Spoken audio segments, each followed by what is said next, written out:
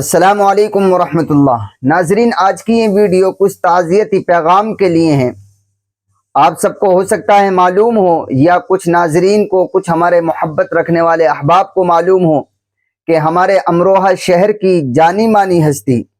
اور درس و تدریس کے میدان کی باصلاحیت، باکمال ہونہار، بلکہ یوں کہیے کہ درس و تدریس کے میدان کی ایک ایسی شخصیت جو موجودہ زمانے میں اس جیسی شخصیتیں بہت کم دیکھنے کو ملتی ہیں، نہ کہ برابر، اور اخلاص کے بھی علم بردار، اخلاص کے بھی پہاڑ، حضرت اقدس مولانا حکیم اسد اللہ صاحب امروہوی رحمت اللہ علیہ۔ اب وہ ہمارے درمیان میں نہیں رہے، حضرت اس دنیا سے رخصت ہو گئے ابھی حال فی الحال میں ہی۔ یہ ہم سب کے لیے بہت ہی رنج و غم کی بات ہے، لیکن تقدیر الہی، کیا جا سکتا ہے؟ اللہ کی مرضی، رضینا بالقسمت الجبار فینا۔ خدا کی مرضی کے آگے، خدا کے فیصلوں کے آگے سر ہی جھکانا پڑتا ہے، اور سر ہی جھکانے میں عافیت ہے۔ ناظرین، اللہ کی بنائی ہوئی تقدیر پر ہر مسلمان کو، ہر اہل ایمان کو راضی رہنا چاہیے، اور ہم سب اللہ کی بنائی ہوئی تقدیر پر راضی ہیں۔ اللہ جو فیصلے کر دے ان فیصلوں میں کچھ نہ کچھ بہتری اور خیر ہوا کرتی ہے۔ بہرحال حضرت اقدس مولانا حکیم اسد اللہ صاحب امروہوی اب اس دنیا میں نہیں رہے۔ میں ان کے اہل خانہ اور ان کے تمام شاگرد، جو سینکڑوں کے نہیں بلکہ ہزاروں کی اور ہزاروں سے بھی زیادہ کی تعداد میں ہیں،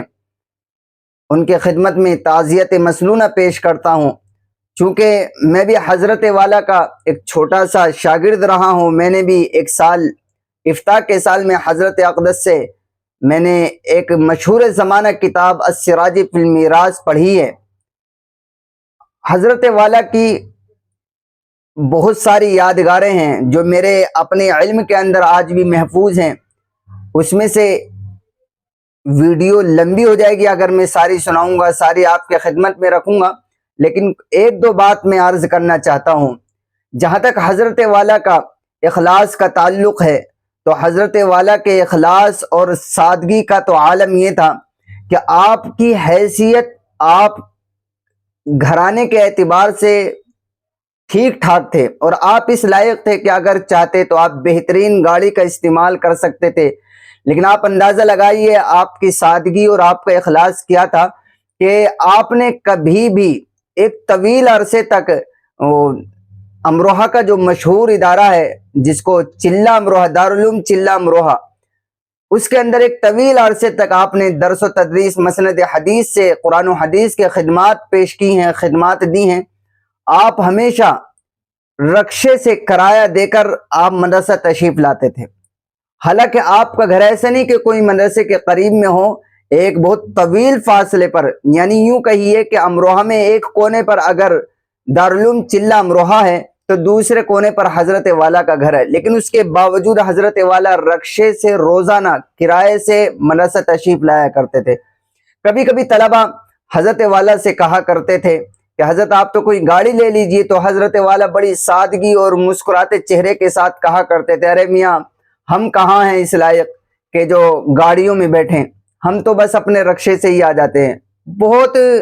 یعنی مشفقانہ اور مسکراتے اور بڑی سادگی کے لہجے میں آپ یوں انکار کر دیا کرتے تھے۔ ایسے ہی سادگی، میں نے کبھی بھی حضرت کو بناوٹی لباس میں، اور جیسے کہ آج کل علماء کا بعض مرتبہ ایک خاص لباس ہوتا ہے اور کلف کے کپڑوں میں نے کبھی بھی حضرت والا کو نہیں دیکھا۔ بہت سادگی کے ساتھ، بہت عاجزانہ لباس کے ساتھ میں نے حضرت والا کو دیکھا ہمیشہ۔ اور جو میرے سے پہلے کے طلبہ مدرسے میں پڑھے، کچھ ہمارے جاننے والے بھی، ان سے بھی ہم نے یہی سنا کہ حضرت والا کا سادگی ایک خاص شغف ہے، حضرت والا بس سادگی میں ہی رہتے ہیں۔ تو سادگی اور اخلاص کا ایک پہاڑ تھے حضرت الاستاذ، اور درس و تدریس کے میدان کے ایسے ماہر تھے کہ کبھی کبھی تو آپ مسند درس پر،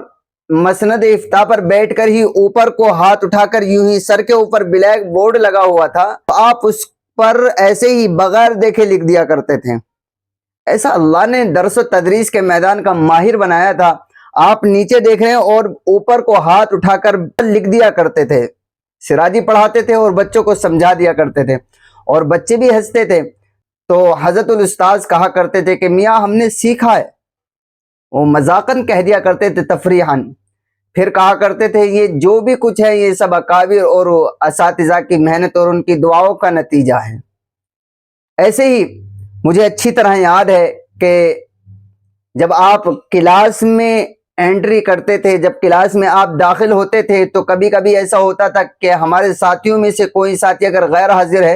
اور آپ کی کلاس میں داخل ہوتے وقت نظر اس پر پڑ گئی تو آپ بڑے سخت اور غصے میں ایک دم ایسے جیسے کتنا جلال آ رہا ہو، آپ کلاس میں کہتے تھے کہ کھڑا ہو جا، بڑے سخت لہجے میں، وہ اور بچے ڈر جایا کرتے تھے، خصوصاً وہ جس کا نام لے کر آپ کہتے تھے کھڑا ہو جا، اور آپ بالکل نیچے کو نگاہ کر کے اتنا کہہ کر مسند افتاح پر تشریف لے جاتے تھے اور پھر آپ مسکرا کر ہنس کر کہتے تھے بس ڈر گئے۔ یعنی بچوں سے، طلبہ سے آپ کا مزاج بالکل دوستانہ اور ماں باپ کی طرح تھا، بالکل اتنی محبت کیا کرتے تھے۔ اب وہ یادیں بس یادیں ہی رہ گئی، عجیب ہے۔ اس کے بعد ایک مرتبہ کا واقعہ ہے، آپ کا علمی مقام دیکھیے، آپ کی صلاحیت کیا تھی، ہم نے بارہا دیکھا مسند افتاح پر جب آپ تشریف لاتے تھے درس دینے کے لیے تو کبھی کبھی بحث و مباحثہ، طلبہ افتاح جو افتاح کے طلبہ تھے ان میں کبھی کبھی بحث و مباحثہ کسی بات کو لے کر ہو جاتا تھا تو حضرت الوالا برجستہ بالکل بلا کسی تکلف کے کہا کرتے تھے بھائی فلاں کتاب سے رجوع کر لو، اس کتاب کو اٹھا کر لاؤ۔ ایک مرتبہ کا مجھے واقعہ اچھی طرح یاد ہے کیونکہ میں بالکل مسند کے قریب میں بیٹھا کرتا تھا، حضرت جو مسند تھا جس پر آپ تشریف رکھتے تھے پڑھاتے تھے بالکل اس کے قریب میں، تو ایک مسئلے کو لے کر جو ہے وہ بحث ہو گئی بچوں میں۔ وہ مسئلہ یہ تھا کہ صحابی کتنی عمر کی قید کیا ہے صحابی بننے میں، تو صحابی کی تعریف پر بحث ہونے لگی تو حضرت الاستاذ نے کہا بھائی مسئلہ ایسے نہیں ایسے ہے، اور حضرت الاستاذ نے فوراً کہا کہ مشکات اٹھا کر لائی اور ذرا مشکات کا فلاں صفحے پر حاشیہ دیکھیے۔ یعنی علم کا استحضار اللہ نے حضرت کو اتنا دیا تھا کہ جو بالیقین کمال کا تھا۔ اور بھی بہت ساری یادیں ہیں حضرت کی جو ویڈیو میں بتائی نہیں جا سکتی، اور میں کوشش کر رہا ہوں کہ انشاءاللہ اس کو تحریری طور پر آپ کی خدمت میں پیش کیا جائے۔ بہرحال اللہ سے دعا کیجئے کہ اللہ تبارک و تعالی حضرت الاستاذ کا مقام بلند کر دے اور حضرت الاستاذ کی بخشش فرمائے، اور جو خدمات جمیلہ طویل خدمات حضرت نے قرآن و حدیث کی دی ہیں اللہ ان کو شرف قبولیت سے نوازے۔ والسلام علیکم ورحمۃ اللہ۔